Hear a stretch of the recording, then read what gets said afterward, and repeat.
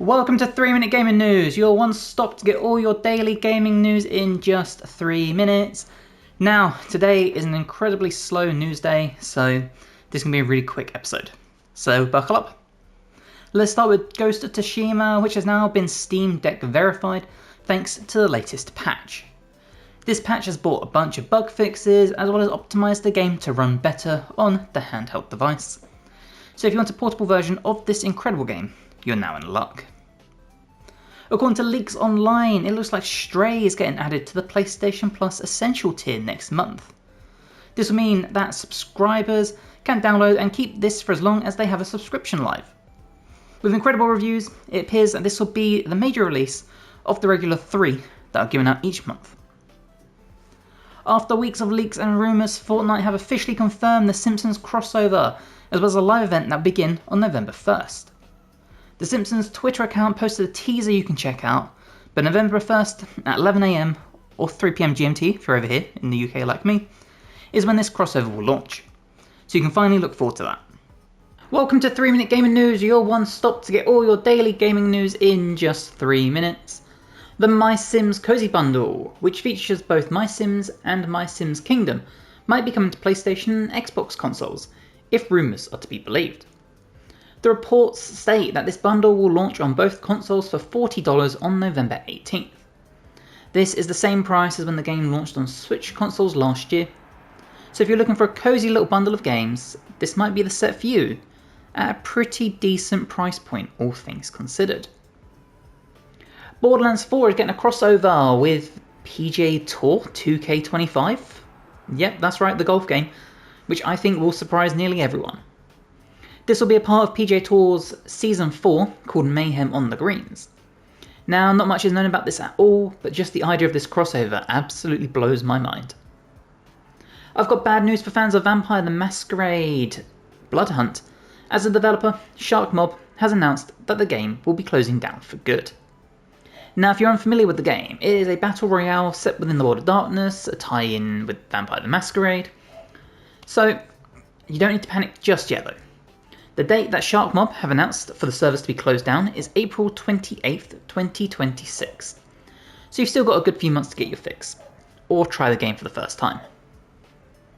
Staff at EA have spoken anonymously to say that the company is trying to make all staff use AI for multiple different tasks.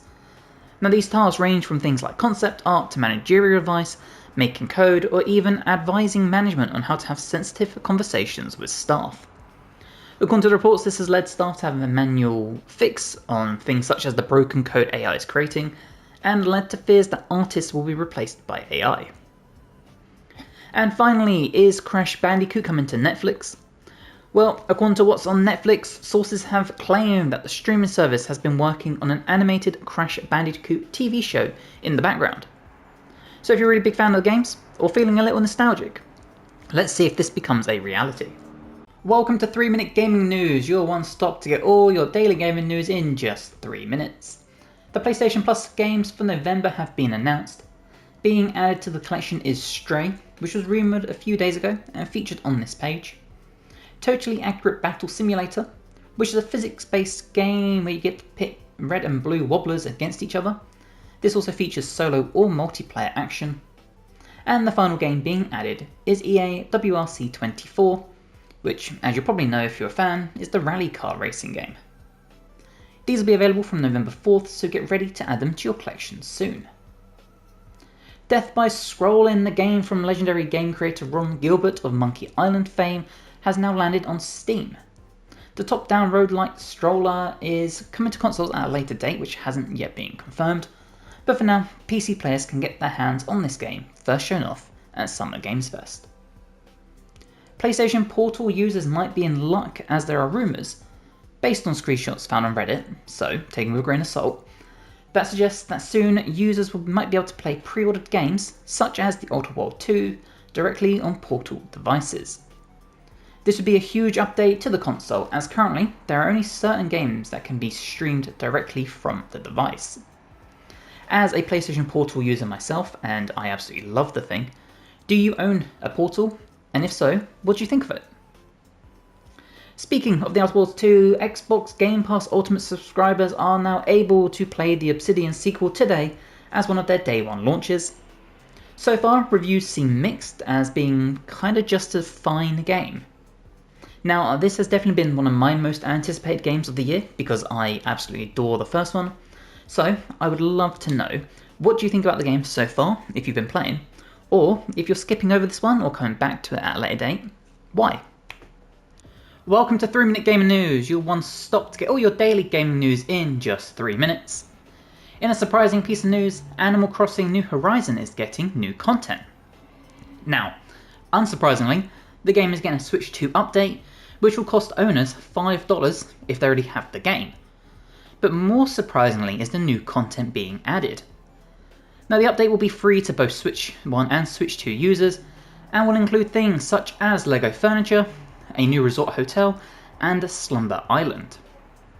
These will be arriving on January 15th, so there's still a bit of a wait, but if you've been looking for a reason to get back onto your island, maybe this is the one you need. Sidekicks are officially being added to Fortnite, starting with the Simpsons season launching on November 1st. Now, these sidekicks are essentially pets that will follow you around and react to the world as well as emote.